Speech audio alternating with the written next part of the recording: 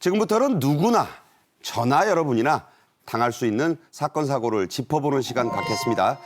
주차요금 계산하려고 문 열고 차에서 내리던 여성, 이런 일 있잖아요. 끼임 사고를 당해 황당하게 사망했습니다.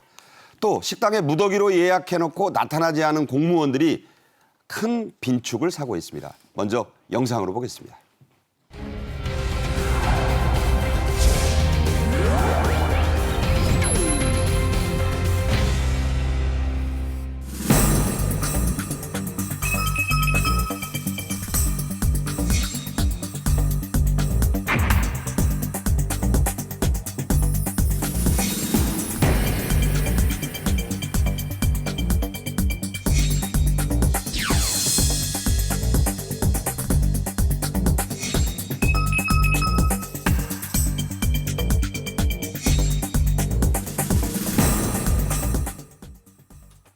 네, 이 주제는 임종윤 시사평론가와 함께 하겠습니다. 안녕하십니까. 네. 이른바 끼임 사고. 말을 만든 거죠. 사람이 끼어서 죽는 겁니다. 사망인데 아주 황당해요. 먼저 당시에 이 사고의 경위를 좀 짚어볼까요? 아마 지하 그러니까 건물 상가라든지 이런 건물 지하 주차장 들어가 보신 적 알겠지만 지하 주차장이 보통 이렇게 반듯하게 내리막길 가는 건 좀 드물고 보통 들어가자마자 바로 이렇게 휘어지게 되는 데들이 많습니다. 이제 이 사건은 사실 이제 그런 건물에서 벌어진 건데 50대 동두천에 사시는 50대 여성분이셨고 이제 지하 주차장으로 내려가려고 하는데 이게 컵으로 틀어지는 데다 보니까 아무래도 이제 바로 좀 그 차단기에 바짝 붙였어야 되는데 바짝 못 붙이신 모양입니다. 그럼 보통은 다 문을 열고 내리죠. 내려요. 예. 근데 이제 그때 이게 주행에다가 그 기어를 놓았을 경우에는 차가 움직입니다. 그러니까 나는 밖에 나와 있는데 몸이 차는 내려가는 거죠. 황당하죠. 이게 이 사건은 이제 그렇게 이해를 하면 될 것 같습니다. 그러니까 어떻게 보면 좀 운이 없다라고도 좀 봐야 될 것 같은데도 불구하고 이게 이제 말씀하신 대로 이렇게 끼어서 이렇게 사고가 나서 이제 병원으로 가시는 도중에 이제 사망을 하신 이제 그런 상황이 좀 되는 건데요. 이게 참 어떻게 보면 이게 이제 운전 미숙이다라도 봐야 될 것 같은데 사실 우리도 일반적으로 이게 꼭 연세가 있다 이걸 떠나서 일반적으로 뭐 젊은 사람들도 얼마든지 벌어지는 이런 사고이기 때문에 저도 아찔하게 사실 차는 출발 안 했는데 움직여가지고 한 적이 있어요. 이게 만약에 올라가는 주차장이라든가 그런 데 같은 경우는 사실 이렇게 벌어지지 않았겠죠. 운도 나빴어요. 내려가는 주차장이다 보니까 차가 그냥 훅 내려가니까 사람이 그 사이에 끼어가지고 이렇게 큰 사고가 나서 좀 안타까운 그런 결과가 나는 그런 상황이 좀 발생을 한 거 봐야 되겠습니다. 자, 이게 특별한 일이 아니라는 점을 그렇죠. 좀 강조하면서요. 이와 비슷한 사고가 지난 5월에도 있었습니다. 자, 이건 어떤 사건이죠? 이거는 이제 내리막길은 마찬가지고요. 이거는 60대 운전자분이 모시는 이제 트럭이 이제 결국 밑으로 쭉 내려가면서 밑에서 이제 계시던 60대 두 분, 50대 남성 두 분, 이렇게 해가지고 세 분이 한꺼번에 이제 사고로 돌아가시는 그런 사건이었는데 일단 사고를 낸 그 트럭 운전사 이 60대 이분은 브레이크가 파열돼서 사고가 났다 이렇게 경찰에 진술을 했는데요. 문제가 이게 좀 애매했던 게요. 경찰이 그래서 이제 국과수에 감정을 이제 의뢰를 했는데 보니까 이 양반이 시동을 킨 게 그게 그런 내용이 안 나오더라는 거예요. 그러니까 이 운전자분은 나는 분명히 시동을 켰어요라고 경찰에 진술을 하는데 국과수에서 감정을 해보니까 이 차가 시동이 걸린 적이 없다는 거죠. 그래서 경찰에서 좀 추정하는 거는 이분은 이게 이제 키를 넣어서 돌리는 그런 차였거든요. 그러니까 이분은 키를 넣고 돌려서 시동이 걸렸다라고 생각을 하셨던 건데 실제로는 전원만 누른 거였지 시동이 켜진 상태가 아니었던 거고 그런 상태에서 내리막길 상태여서 이 사람이 이제 착각을 하는 상태에서 기어를 이제 주행으로 바꾸니까 차는 밀려 내려갔던 거고 그래서 결국은 브레이크를 밟았는데 시동이 걸리지 않았기 때문에 브레이크가 작동을 안 했던 겁니다. 그래서 사고가 나서 또 이렇게 세 분의 아까운 또 인명이 사고가 난 그런 사례가 되겠습니다. 네.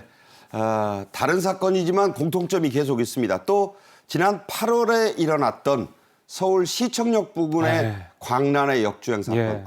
그때 참 엄청나고 피해가 컸죠.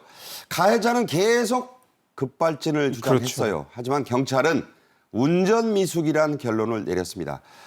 국과수가 분석을 해보니까 대부분의 급발진 사실은 페달 오조작이라고요.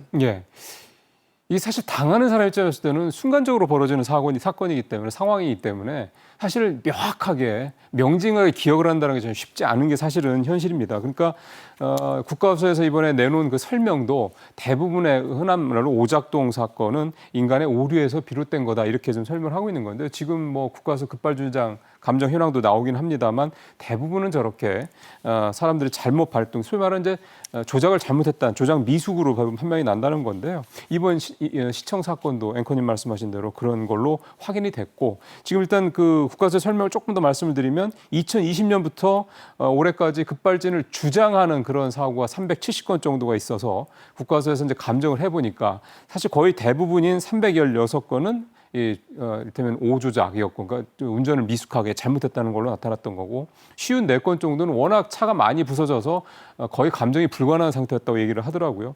그러면서 이제 하는 얘기가 이번 시청역 사건에서도 이제 국가수가 사고 원인을 확인했던 게 결국은 이 페달을 밟았던 거기에 이제 슈마커라고 그래서 신발 자국. 예, 그게 남는다라는 거죠. 이제 그걸 가지고 이제 최종 판정을 했다라고 얘기를 하고 있습니다. 네.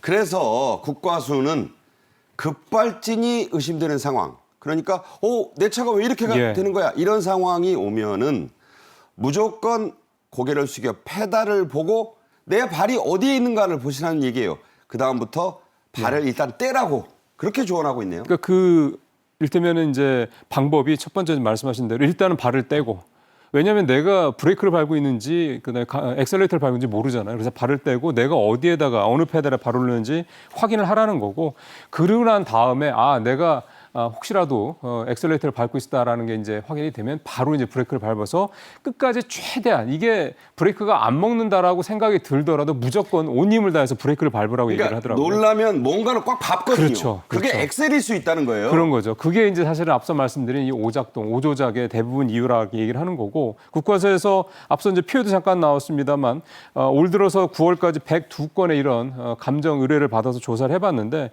국과수 얘기는 이런 겁니다. 급발진이 성립하려면 두 가지 조건이 만들어져야 된다. 하나는 ECU라고 하죠. 이 차량 내에 있는 전자제어 장치가 ECU? 페달 신호를 잘못 받아들였다라는 게 확인이 돼야 되고 두 번째는 브레이크가 작동이 안 돼야 된다는 이 두 가지가 중복돼서 이제 확인이 돼야지 그건- 이 오발진 오족 네. 이게 급발진이라는 건데 그런 사례는 드물다 이런 얘기입니다. 그건 또 EDR에 또 남으니까. 그렇죠. 네. 예, 그 이전에 일단 페달부터 보고 발을 떼보세요. 그런 얘기예요. 자, 차에 갑자기 가속이 붙을 때 어떻게 하면 좋을지 당황하시지 말고 이렇게 하라는 동영상이 있습니다. 함께 보시죠. 주행 중 의도하지 않은 가속이 발생할 경우 우선 페달에서 발을 떼고 두 발을 모아 제동 페달을 힘껏 밟습니다. 제동 페달은 가속 페달보다 면적이 넓어 두 발로 밟을 수 있을 뿐만 아니라 두 발을 모아 제동 페달을 밟음으로써 페달을 오조작한 경우 이를 인지하여 보다 정확하고 긴급한 제동을 할 수 있습니다. 만약 제동 페달을 밟아도 속도가 줄지 않으면 전자식 주차 브레이크, 즉 EPB를 신속히 작동시킵니다. EPB는 기존의 레버 또는 페달 방식의 기계식 주차 브레이크를 버튼 방식의 전자식으로 대체한 것으로 주차 브레이크의 기능 외에도 비상시 제동할 수 있도록 하는 장치입니다. 자, 우리가 뭐 세계적인 교통 선진국이라고 하는 분들이 있는데 사실은 빈 곳이 수두룩합니다. 운전 미숙에 따른 교통사고에 대한 정확한 통계조차 없다고요? 예, 그러니까 이게 통계가 없다는 얘기는 뭐냐면 기준이 없다는 얘기가 되는 거거든요. 그러니까 그런 기준들이 세세하게 마련되어 있지 않다라는 게 그 이유라고 좀 봐야 될 것 같은데요. 전체적으로 이런 부분들에 대해서 이렇게 마련되어 있지 않다. 그러면 이제 이 부분을 마련을 하면 되는 건데 아직 그런 부분들에 대해서 본격적인 심도 있는 논의가 안 돼 있다는 것도 좀 걱정이 되고요. 그 다음에 이제 일단 그런 부분들이 제도적으로 마련되는 데 앞서서 이게 사고가 많이 나는 데들이 있습니다. 그러니까 운전을 좀 미숙할 수도 있는 거거든요, 분명히. 그러니까 네. 이런 운전을 미숙한 사람들이 사고가 날 수 있는 곳들을 좀 최대한 관리를 강화해야 된다 이런 지적도 학계에서 나오고 있는데 예를 들어 새로 도로가 생긴 같은 경우는 아무래도 대부분 다 익숙하지 않죠. 그러니까 그렇죠. 사고가 날 수 있는 여지가 좀 많고요. 그다음에 차선이 예를 들어 3차선, 4차선으로 가다 갑자기 3차선, 2차선 확 줄어드는 데들이 꼭 있거든요. 그런 데서도 좀 마찬가지고 그다음에 차선 변경이 원래 좀 잦은 데들도 있습니다. 이런 데 같은 경우 이런 데를 아예 뭐 편말이라도 위험 지역 뭐 이런 식으로 붙여 놓는다면 사람들이 미리 좀 인지를 하고 아 조금 조심해야겠다 이렇게 인식을 할 수가 있으니까 이런 부분들을 조금 관리를 강화할 필요가 있다라는 얘기들이 좀 학계에서 나오고 있습니다. 네. 유비무환입니다. 그렇습니다. 요즘 대형 교통사고 가해자들은 꼭 나이 드신 분들만 있는 게 아닙니다. 20대 그리고 20대 미만에도 꽤 있다고요. 예, 사실은 고령자들, 그러니까 우리 지금 베이비부머 세대들이 지금 본격적으로 은퇴하고 있잖아요. 그러니까 베이비부머 세대라는 게 은퇴했다는 얘기는 이제 60세, 만 60세가 넘었다는 얘기니까 이제 고령자 축으로 이제 들어가는 거가 되는 거죠. 그러다 보니까 사실 60세 이상, 65세 이상 이렇게 고령자들 중에 운전하는 분들이 사실 굉장히 많이 늘어나고 있다 이런 얘기가 좀 되는 겁니다. 60대 이상과 예. 20대가 같네요, 숫자가. 그렇죠. 그러니까 예. 지금 이제 이 그래프가 보여주는 거의 의미는 뭐냐면 그러니까 중간에 사실 30대, 40대, 50대는 비교적 낮은 상황이지 않습니까? 그러니까 젊은 사람들과 나이가 60대 이상의 고령자들에서 이 대형 사고가 많이 발생한다라는 거고 또 이 대형 사고가 많이 발생하는 연령대가 사실은 운전이 좀 미숙하거나 그러니까 젊은 사람들은 운전이 좀 미숙하다고 봐야 되는 거고 나이가 많으신 분들은 이제 신체 활동이 네. 조금 둔화되기 때문에 이제 사고가 많이 난다 이렇게 좀 봐야 되는 건데요. 저 표에서 하나 이제 못 보실 수도 있는 게 하나가 20대 미만의 운전자들 사고도 많다는 거예요. 10대라는 거예요. 그렇죠. 그러니까 요즘에는 어려서부터 이제 운전하는 사람들이 많으니까 일테면 뭐 10대 18살만 되면 운전면허를 딸 수가 있으니까. 근데 이제 운전면허를 따는 건 되게 쉬운데 그 이후에 운전을 이렇게 좀 더 기술을 좀 뭐 늘린다든가 이런 식에 대한 것들이 전혀 없기 때문에 사고가 자꾸 난다 이런 얘기가 좀 되는 거죠. 차는 좋아졌는데 차는 더 좋아지고 그야말로 맞습니다. 10대들에게 이 운전 10대를 다 무시하는 게 아니라 네. 운전 미숙자가 차를 몬다? 흉기죠, 흉기. 그렇습니다. 그런 사고 요즘 많이 나고 있습니다. 자, 오늘의 마지막 주제로 갑니다. 최근 서울의 한 고깃집, 여의도 같은 곳입니다. 노쇼, 영어죠. 안 나타났다는 얘기예요. 전화하고 안 나타난 거. 이걸 노쇼라고 합니다. 그야말로 예약하고 안 나타나기를 당했습니다. 한 식당 주인이. 무려 40명의 강원도 정선군청 공무원들인데 물론 이분들이 예약한 건 아니라고 해요. 예. 처음엔 그 대행한 사람도 예약한 사실 자체를 딱 잡아뗐다고요. 예. 참 이게 되게 이번 사태를 보면서 안타깝다는 생각이 들었던 건데 사실은 예약한 거 맞는데 죄송해요 제가 기억을 못해서 깜빡했어 이렇게 할 수도 있는 건데 아니 제가 했나요? 이런 식으로 얘기가 나온 겁니다. 사실은 고깃집 주인 입장에서 봤을 때 노쇼를 분명히 그 전에도 이런 사례가 있었을 거기 때문에 어떻게 보면 그냥 넘어갔어요. 할 수 없지 하고 넘어갈 수 있는데 이게 이렇게까지 사태가 좀 커졌던 이유는 예약을 한 사람의 어떤 태도에 일단 가장 큰 문제가 있다고 볼 수가 있을 거고요. 또 하나는 이제 물론 이제 예약을 직접 한 사람은 이제 대행 업체지만 예약 대상이 이제 공무원들이었다는 것도 아마 또 이번에 좀 사태가 좀 컸던 이유가 될 것 같은데 참 황당한 게 이 예약자가 처음에는 잡아떼다가 나중에 그 업주가 식당 주인이 녹음 파일을 들려주니까 그랬었네요 라고 얘기를 했다는 거 참 얼마나 업주 입장에서 봤을 때는 분통이 터졌을지 공감이 갑니다. 그러니까 네가 증거 잡았겠어? 이런 태도잖아요. 그런 거죠. 예. 자, 요즘 다 증거 잡습니다. 다 녹음합니다. 고기 40인분을 준비해놓고 못 판 데다가 다른 손님들까지 못 받아 그렇죠. 손해가 그야말로 막심했던 고깃집 사장님. 보상조차 제때 못 받고 질질 미뤄지자 자 이걸 SNS에 올렸어요. 비판이 엄청 났다고요. 예, 이게 역시 또 태도 문제입니다. 정선구청 입장에서는 억울하다는 생각이 들 수도 있어요. 왜냐하면 우리가 직접 예약한 게 아니잖아요 라고 얘기를 할 수가 있거든요. 그러니까 예약자가 중간에 있었고 그러니까 예약자가 앞서 말씀드린 대로 처음에 잡아떼다가 일단 거기서부터 문제가 좀 커지기 시작했고 그다음에 이제 업주가 당연히 정선군청에 연락을 했겠죠. 그랬더니 이제 그쪽에서 담당자가 이제 받았는데 우리는 이 사람이 예약자가 한 거기 때문에 우리는 사실은 잘 모르겠다. 우리 책임이 아니다. 이렇게 발뺌을 약간 좀 방관한 듯한 얘기를 했고 서로 떠넘겼어요. 떠넘기죠. 두 번째는 이제 보상 금액도 제시를 하겠는데 공무원들이 가서 고기를 먹으면 얼마나 먹겠냐 이런 얘기도 있었고 우리는 사실은 고기보다 안주보다 술을 더 많이 먹어요. 이런 얘기도. 그러니까 저 얘기가 가장 공분을 일으켰다는 거예요. 고깃집 예약해놓고 우리 고기보다 술 더 먹는 사람이에요. 이랬대요. 그러니까 지금 아마 저희 이제 KTV 시청자분들께서 이 저 내용을 보시면 야, 저건 좀 심했네 이렇게 생각이 드실 겁니다. 그러니까 이 사실은 어떻게 보면은 해프닝으로 끝날 수 있던 문제가 이 사람이 이런 걸 대하는 태도에서 이렇게 너무 좀 고압적이고 너무 안이하고 너무 좀 황당무계한 식으로 대응을 하니까 이 업주가 굉장히 화가 난 거죠. 그러니까 일단 이런 부분들을 봤을 때 이 노쇼라는 것도 물론 문제이긴 한데 사람을 대할 때 이 태도가 얼마나 중요한지 이번 사례를 통해서도 충분히 좀 이해할 수 있는 게 아닌가 싶은 생각이 좀 듭니다. 여러분 뭐 탐사 고발 프로그램 보시면 이런 얘기 나오죠. 취재가 시작되자. 자, 그런 겁니다.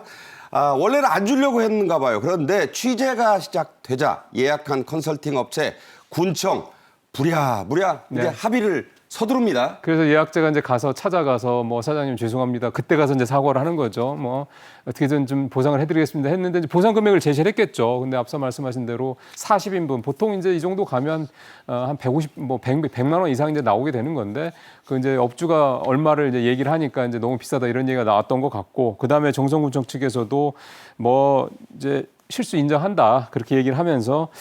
이제 자꾸 이제 뭐 책임을 회피하는 듯한 얘기를 한 상황이 되고 있는 상황에서 이제 취재가 들어가고 기사가 나고 뭐 분명히 위에서 얘기를 했겠죠. 이게 어떻게 된 거냐. 그럴 때 이제 사태를 해결하겠다고 이제 나선 그런 상황이 됐는데요. 네. 어쨌든 전체적으로 필요상으로 너무 사태가 확산이 됐고 이 노쇼의 심각성이라는 걸 우리가 다시 한번 좀 확인해 볼 수 있는 그런 사례가 됐다 이렇게 봐야 되겠습니다. 우리나라에서 노쇼를 줄이기가 참 어렵습니다. 그냥 기억 안 나요. 뭐 이렇게 하는 게 관행처럼 됐는데 결국 노쇼를 줄인 건 그런 단속이나 처벌이 아니었고 돈이었습니다. 예약금을 도입했죠? 예, 이 캐치 테이블이라고 하는 그런 예약 플랫폼인데요. 한 10% 정도가 이를테면 10건 정도 예약을 하면 한 건 정도, 100건 정도 예약을 하면 10건 정도가 노쇼였다고 그럽니다. 꽤 커요. 그렇죠. 크죠. 근데 이제 이 예약 테이블인 이 플랫폼이 캐치 테이블을 도입하고 나서는 이 100건 중에 한 건 정도로 노쇼가 1%니까 굉장히 많이 줄었다 이렇게 얘기를 하니까 효과가 분명히 있는 거고요. 그러니까 돈을 거는 거예요. 그렇죠. 예약금을 보통 이게 한 5만 원 정도 조금 이제 고가 식당 한 10만 원 정도도 건다고 합니다. 어차피 뭐 이거 예약금이라는 건 나중에 계산할 때 들어가는 돈이니까 뭐 크게 문제되는 건 아니기도 하고요. 근데 이제 이 예약 테이블이라는 게 예약 플랫폼이라는 게 또 업주 입장에서 봤을 때는 이게 사실 수수료를 또 줘야 되는 거거든요. 그러니까 사실 비용 부담이 그러니까 노쇼를 줄이는 건 좋은데 비용 부담이 또 생긴다는 그런 또 점도 있다고 봐야 되겠습니다. 네, 끝으로요. 이 노쇼 고객들만의 문제가 아닙니다. 일부 자영업자 사장님들도 일방적으로 주문 취소를 한다죠? 혼자 장사하시는 분들 아. 그 가게에서 이런 일들이 좀 많아지고 있습니다. 왜냐하면 혼자 뭐 음식도 하고 또 관리도 하고 예약도 받고 하려다 보면 사실은 정신없는 것도 물론 있긴 한데 이게 이제 뭐 제대로 이제 관리가 안 되다 보니까 뭐 이를테면 재료가 떨어져서 예를 들어 뭐 케이크 같은 걸 주문했는데 굉장히 중요한 의미가 있는 거잖아요. 네. 뭐 당일날 재료가 없어서 그 케이크 못 만들겠습니다. 이런 식으로 한다든가. 그러니까 업주들만 일방적으로 노쇼에 당하는 게 아니라 이제 소비자들도 식당에 노쇼에 이제 당하는 그런 상황이 좀 중요한 생일 회가 크죠. 뭐 고백식에 케이크 재료 없다고 안 만들어주면 어떻게 되겠어요? 예. 그러니까 이게 사실은 양쪽이 다 피해가 되는 겁니다. 그러니까 이제 우리도 이제 이런 예약 문화가 지금도 사실은 어느 정도 자리 잡힌 것 같은데 아직도 노쇼가 이렇게 10% 이상 나온다는 거 보면 아직도 좀 가야 될 길이 멀다는 얘기가 되는 건데요. 이번 사태를 보면서 중요한 거는 업주들만 노쇼 때문에 이렇게 상처를 입는 게 아니라 소비자들도 업주들의 이런 노쇼 때문에 상처를 입는다. 이런 것들이 좀 확인이 됐다고 봐야 되겠습니다.